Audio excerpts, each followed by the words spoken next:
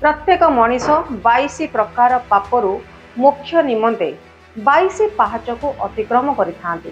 कारण जेतेबेले आमे 22 पाहाच जाइथाउ सेतेबेले तृतीय पाहाच को पाद रखिबा पई बारण करा जाय थाए। किंतु काहे कि बारण करा जाय से कथा कोन आपण जानंती कि? या पछरे गोटे कहानी अछि, या पछरे गोटे कारण मध्य अछि। मते देखिबा परे जे एथिरे पाद देव तार समस्त पुण्य कर्म धोई होई जीवो एवं ताकू जमलोक जीवाकू पड़िबो। सनातन धर्मर चारिआदि पीठ मध्यरु अन्यतम पुरुषोत्तम क्षेत्र पुरी। रत्नवेदी रे विराजमान चतुर्धामूर्ति को चर्म चक्षुरे दर्शन करिबा पई प्रतिदिन देशर कोण अनुकोणरू हजार हजार भक्त श्रीमंदिर आसुचंती। सिंहद्वार 22 पाहाच दे श्रीमंदिर को प्रवेश करी रत्न सिंहासन रे महाप्रभुंकर दर्शन लाभ करंती श्रद्धालु। तेबे सेई 22 पाहाच को नहीं रही अनेक इतिहास, किंवदंती और पौराणिक कथा वस्तु।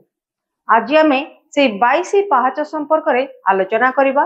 22 पाहाच विषय रे आलोचना करिबा।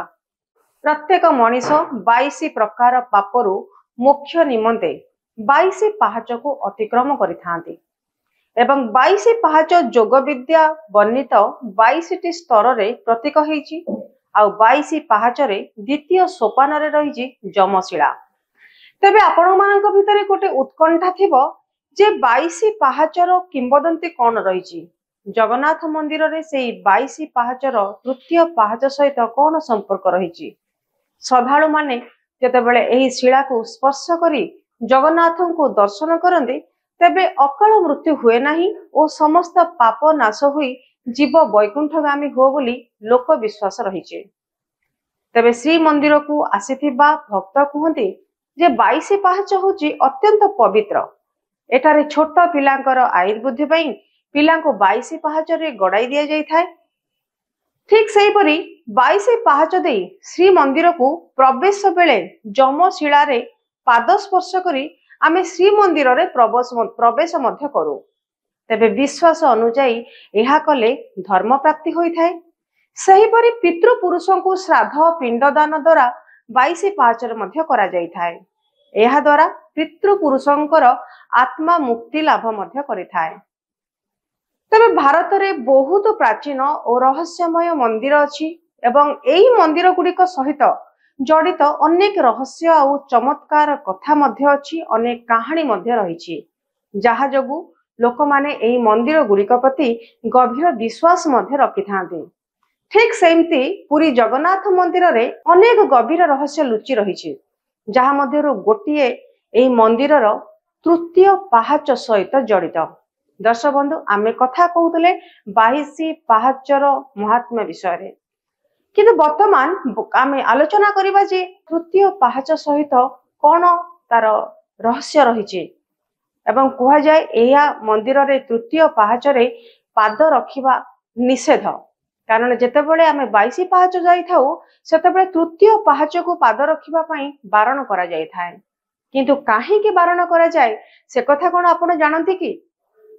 या पछरे गोटे कहानी अछि, या पछरे गोटे कारण मध्य अछि।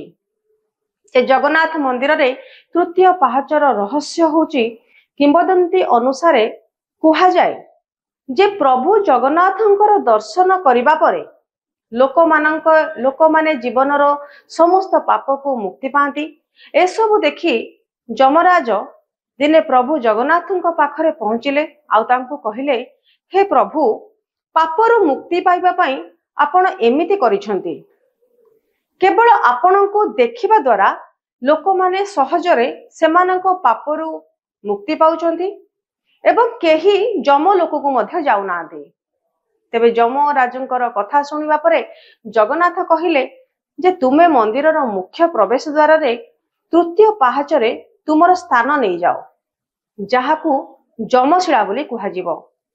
मते देखिबा परे जे एथिरे पाद देव तार समस्त पुण्य कर्म धोई होई जीवो एवं ताकू जमलोक जीवाकू पड़िबो। जगन्नाथ मंदिर रे एही सीढ़ी मुख्य प्रवेश द्वार रु प्रवेश करिबा समय रे तळ भागरु तृतीय पाहाच रे अछि एवं दर्शन पाई मंदिर को प्रवेश करिबा समय रे सीढ़ी रे पाद रखा पड़ी था किंतु दर्शन पर फेरिबा समय से सीढ़ी रे पाद न रखा परामर्श दि जाइछि। एही सीढ़ीर परिचय विषय कहबा गले जे यार रंग होची कला एवं यह अन्य सीढ़ी ठारू संपूर्ण भिन्न। तेबे दर्शक बंधु यह रहिला जे जगन्नाथंकर जो 22 पाहाच तृतीय सीढ़ीर रहस्य। तेबे एही सीढ़ी को एइथिपाई पाद रखिबा पाई मना करा जाय थाए। आशा करूची जगन्नाथंकर किंबदंती अनेक रहिछि, जगन्नाथंकर कथा अनेक रहिछि। आशा करूची आम कार्यक्रम आपको भल लगी जदि भल लगी आम चैनल को आप लाइक शेयर सब्सक्राइब करते। रोची नमस्कार।